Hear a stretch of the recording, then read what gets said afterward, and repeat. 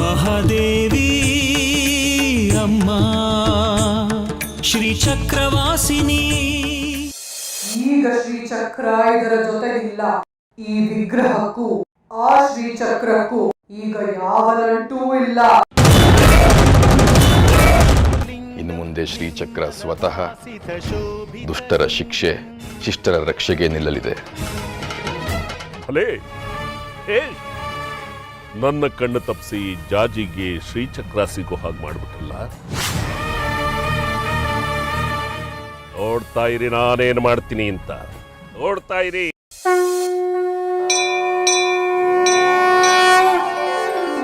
ಗಂಗಾತರಂಗ ರಮಣೀಯ ಜಟಾಕಲಾಪಂ ಗೌರಿ ನಿರಂತರ ವಿಭೂಷಿತ ವಾಮಭಾಗಂ ನಾರಾಯಣ ಪ್ರಿಯ ಮನಂಗ ಮದಾಪಹಾರಂ ವಾರಾಣಸೀಪುರಪತಿಂ ಭಜ ವಿಶ್ವನಾಥಂ ವಾಚಾಮಗೋಚರಮನೇಕ ಗುಣಸ್ವರೂಪಂ ವಾಗೀಶ ವಿಷ್ಣು ಸುರಸೇವಿತ ಪಾದಪೀಠಂ.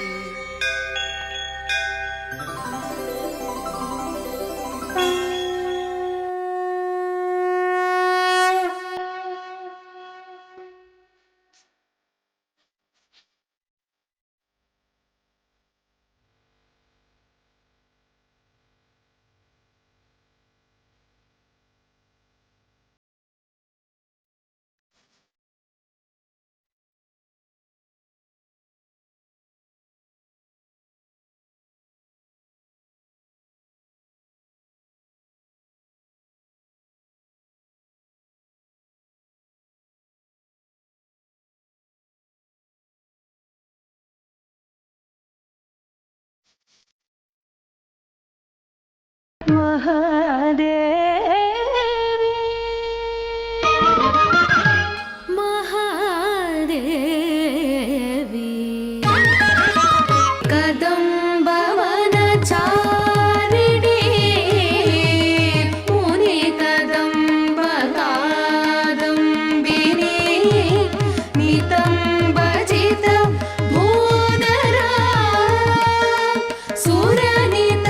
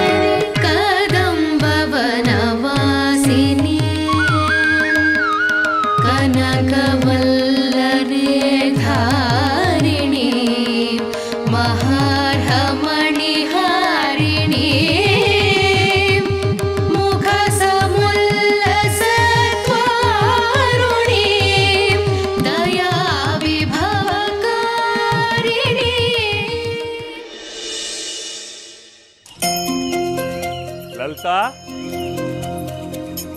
ಲಲಿತಾ, ಅಮ್ಮ ಬನ್ನಿ ಬನ್ನಿ. ನಿಮ್ಮ ಬಗ್ಗೆನೇ ನಾನು ಲಲಿತಾ ಈಗ ತಾನೇ ಮಾತಾಡ್ಕೊತಾ ಇದ್ದೀನಿ. ಒಂದ್ ನಿಮಿಷ ಬಂದೆ. ಎಲ್ಲ ಚೆನ್ನಾಗಿದ್ದೀರಾ? ಹೇಗಿದೆಯಾ ಮಗು? ಹೋದ ಕೆಲಸ ಎಲ್ಲ ಸುಸೂತ್ರವಾಗಿ ಆಯ್ತಾ? ಅಯ್ಯೋ ಅದೊಂದು ದೊಡ್ಡ ಕತೆ ಅಪ್ಪ, ಎಲ್ಲ ವಿವರವಾಗಿ ಆಮೇಲೆ ಹೇಳ್ತೀನಿ.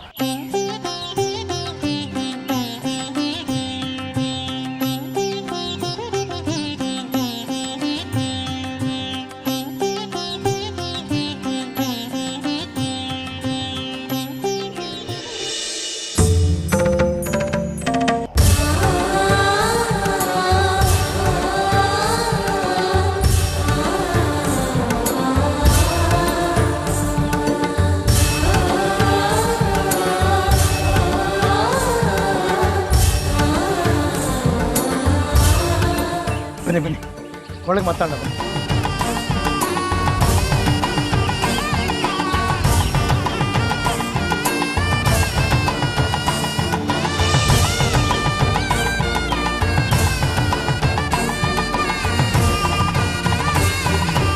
ಬನ್ನಿ ಬನ್ನಿ.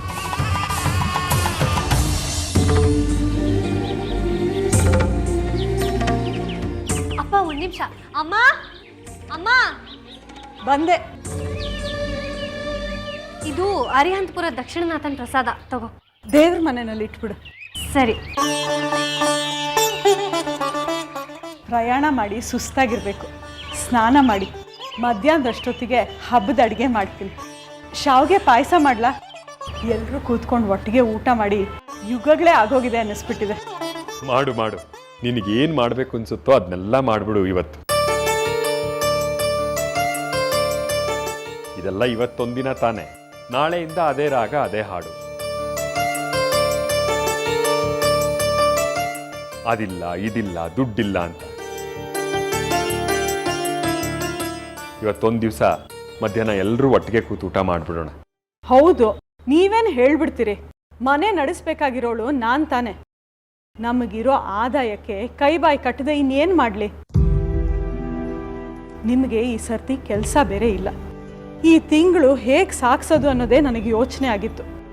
ನಿಮಗೆ ನನ್ನ ಪರಿಸ್ಥಿತಿ ನೋಡಿದ್ರೆ ತಮಾಷೆ ಬೇರೆ. ಮೊದಲು ಅಡುಗೆ ಮಾಡಿ ಹೋಗಿ ಮಾರಾಯ್ತಿ, ಮತ್ತೆ ದುಡ್ಡಿನ ವರಾತ ತೆಗಿಬೇಡ ನೀನು. ಈ ತಿಂಗಳು ಮನೆ ಖರ್ಚಿಗೆ ಬೇಕಾಗುವಷ್ಟು ದುಡ್ಡು ನನ್ನ ಹತ್ರ ಇದೆ. ಮತ್ತೆ ದುಡ್ಡಿನ ಬಗ್ಗೆ ಮಾತಾಡಬೇಡ. ಇರತ್ತೆ. ಅದೇನು ಆಕಾಶದಿಂದ ಉದ್ರಿ ನಿಮ್ಮ ಜೇಬಿಗೆ ಬಂದು ಬಿದ್ದಿರತ್ ನೋಡಿ. ಹಾಗಲ್ವೇ, ಅರಿಹಂತಪುರದಲ್ಲಿ ಒಂದು ಮನೇಲಿ ಅಡುಗೆ ಕೆಲಸ ಮಾಡ್ತಿದ್ದೆ. ಅವ್ರು ಕೊಟ್ಟು ಸಂಬಳ ಇದೆ. ಈ ತಿಂಗಳ ಖರ್ಚು ಹೇಗೋ ಕಳೆಯುತ್ತೆ. ನಾಳೆಯಿಂದ ದೇವಸ್ಥಾನದಲ್ಲಿ ಪ್ರಸಾದ ಮಾಡೋ ಕೆಲಸ ಇದ್ದೇ ಇದೆಯಲ್ಲ. ಅಲ್ಲಿ ಹೋಗಿ ಅದು ಬೇರೆ ಮಾಡಿದ್ರಾ?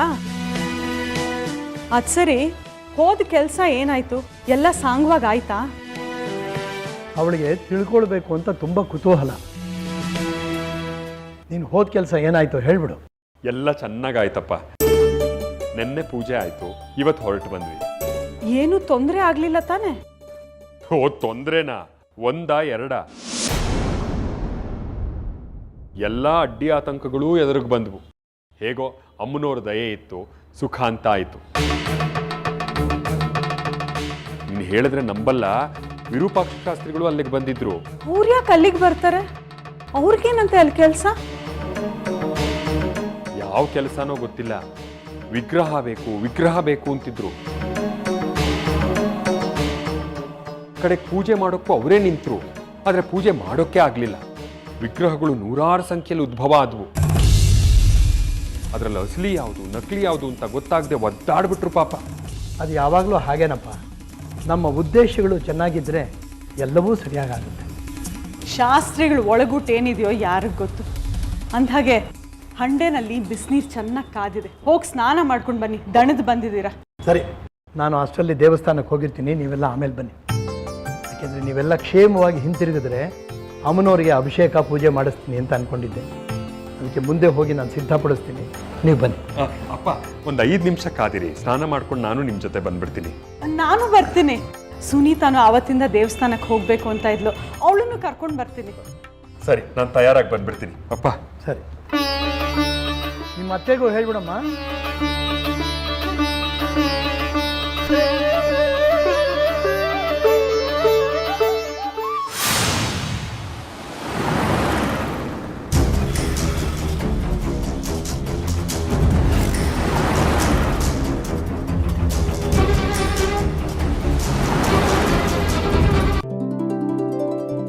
ಜಾಜಿ ಜಾಜಿ ಜಾಜಿ ಜಾಜಿ. ಏ ಬಂಗಾರಿ, ಅಮ್ಮನ್ ನೋಡ್ತೀನಿ ಅಂತ ಮನೆಗೆ ಹೋದವನು ಇಷ್ಟು ಬೇಗ ಬಂದಿದ್ಯಲ್ಲ? ಮನೆಗೆ ಹೋದೆ, ಆದ್ರೆ ಅಮ್ಮ ಅಲ್ಲಿರ್ಲಿಲ್ಲ, ಅದಕ್ಕೆ ವಾಪಸ್ ಬಂದೆ. ನಾ ಹೇಳಿಲ್ವಾ ನಿಮ್ಮಮ್ಮ ಇಷ್ಟೊತ್ತಿನಲ್ಲಿ ದೇವಸ್ಥಾನದಲ್ಲಿ ಚಪ್ಪಲಿ ಕಾಯೋಕೆ ಹೋಗಿರ್ತಾರೆ. ಒಂದು ಕೆಲಸ ಮಾಡು, ಇಲ್ಲೇ 4 ಚೊಂಬು ಸ್ನಾನ ಮಾಡಿ ಜಾಜಿನೂ ಕರ್ಕೊಂಡು ದೇವಸ್ಥಾನಕ್ಕೆ ಬಾ, ನಾನು ಮುಂದೆ ಹೋಗಿರ್ತೀನಿ. ಅವಳು ಹೇಳಿದಾಳೆ ಹಿತ್ಲಲ್ಲಿ ಬಟ್ಟೆ ಒಣ ಹಾಕ್ತಿದ್ದಾಳ್ ಕಣೋ. ನೀನು ಸ್ನಾನ ಮಾಡು, ಅಷ್ಟರಲ್ಲಿ ಅವಳ ಕೆಲಸ ಮುಗ್ದಿರುತ್ತೆ, ಜೊತೆಲೇ ಬರುವಂತೆ. ಹಾಂ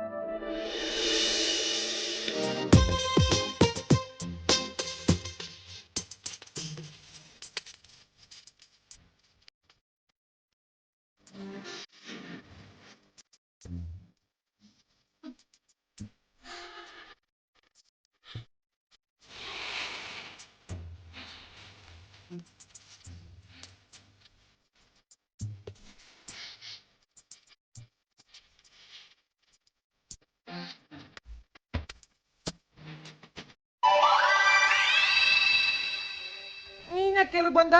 ಟವಲಲ್ಲೇ ಹೋಗೋ. ಟವಲ್ ಕೊಡೋದಕ್ಕೆ ಅಂತ ಬಂದೆ.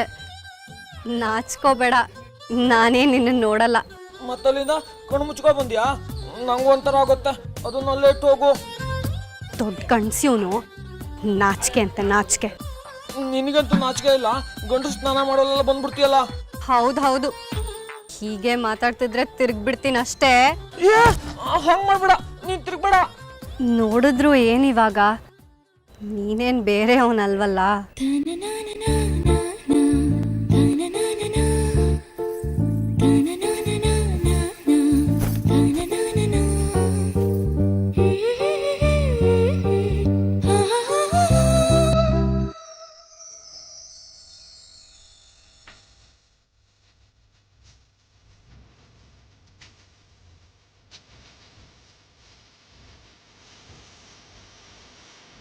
ಜಾಸ್ತಿ ನಾಚ್ಕೋಬೇಡ.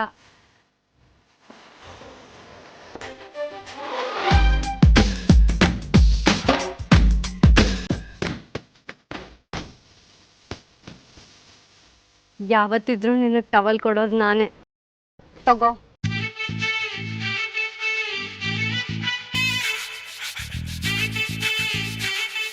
ತಗೊಳ್ಳೋ.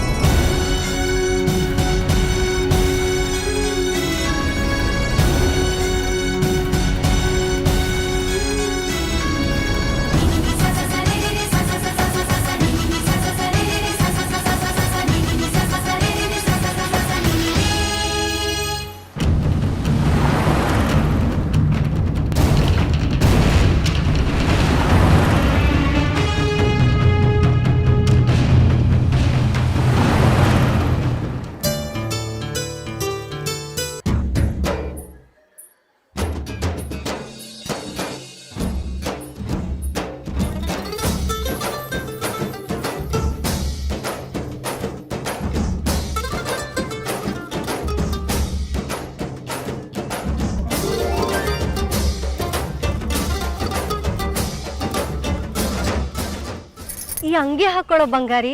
ಇದ್ಯಾಕೆ? ನನ್ ಬಟ್ಟೆನ ಇದೆಯಲ್ಲ, ಅದನ್ನೇ ಹಾಕೋತೀನಿ. ಥೂ ಗಬ್ಬ, ಸ್ನಾನ ಮಾಡಿ ಯಾರಾದ್ರೂ ಕೊಳೆ ಬಟ್ಟೆ ಹಾಕೋತಾರೇನೋ? ಇದು ನಮ್ಮಪ್ಪನ ಅಂಗಿ, ಇದನ್ನ ಹಾಕೋ. ತಗೋ.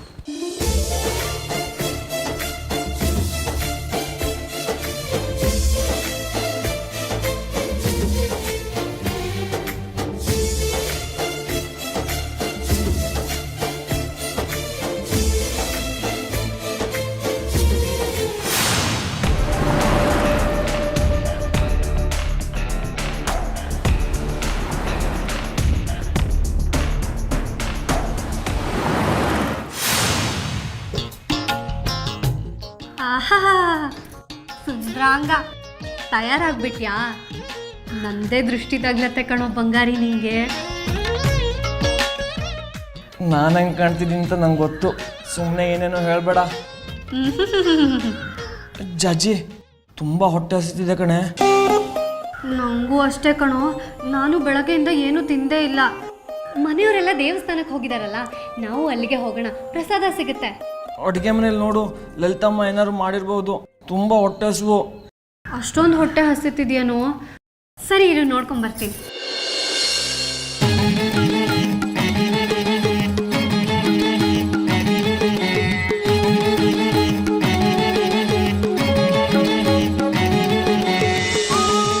ಜಾಜಿ ಆ ಹಣ್ಣನ್ನು ಸೇವಿಸುವುದಕ್ಕೂ ಮುಂಚೆ ಯಾವುದೇ ಆಹಾರವನ್ನು ಸ್ವೀಕರಿಸಿರಬಾರದು.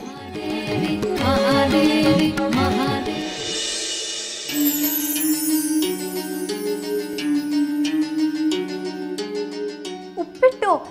ಬಂಗಾರಿ, ಬಂಗಾರಿ ಬಾರೋ, ಇಲ್ಲಿ ಉಪ್ಪಿಟ್ಟಿದೆ. ಉಪ್ಪಿಟ್ಟ? ಭಾರಿ ತಿನ್ನೋಣ. ಸರಿ ಬಾ.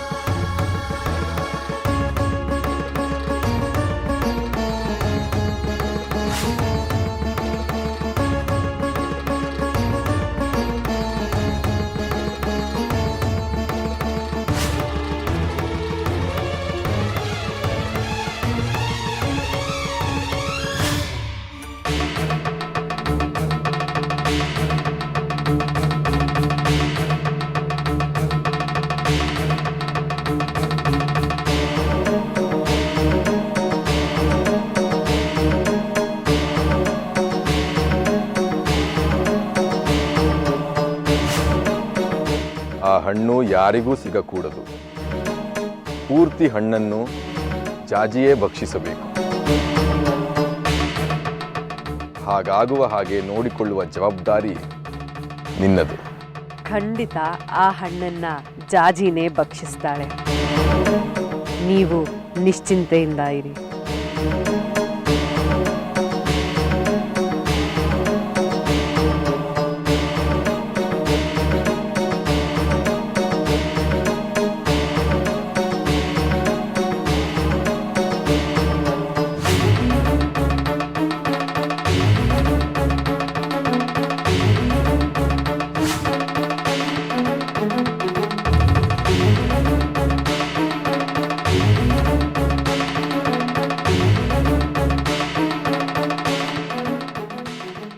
ನಿಧಾನಕ್ಕೆ ತಿನ್ನೋ ಬಂಗಾರಿ. ನೀನು ತಿನ್ನೋದಜ್ಜಿ? ಸರಿ.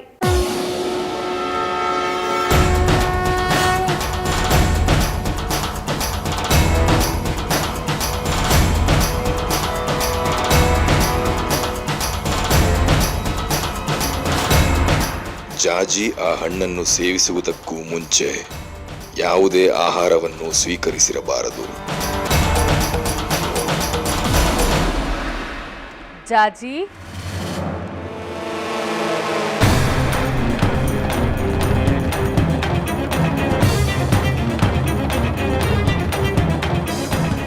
ಜಾಜಿ,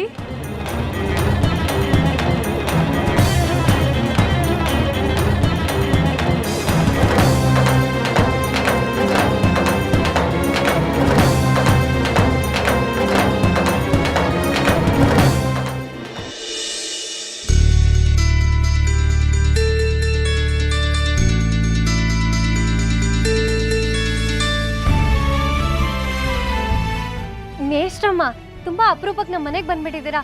ಬನ್ನಿ ಒಳಗಡೆ ಬನ್ನಿ.